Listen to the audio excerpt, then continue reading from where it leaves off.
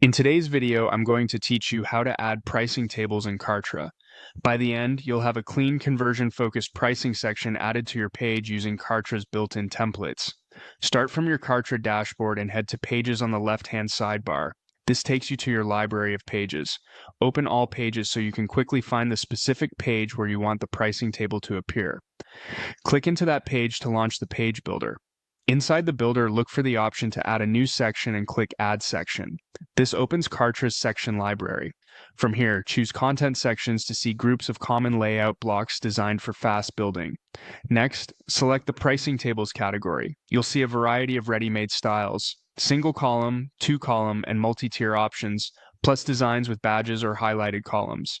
Browse for the layout that best matches the number of plans you offer and the visual tone of your brand, then choose your favorite and insert it into the page. With the table placed, it's time to make your edit. Replace placeholder titles with your actual plan names, update the price and billing period, and rewrite the feature list to reflect exactly what's included. Keep features short, scannable, and benefits focused. Adjust colors, fonts, and icons so the section matches your brand. If the template includes a best value or recommended badge, apply it to the plan you most want visitors to pick.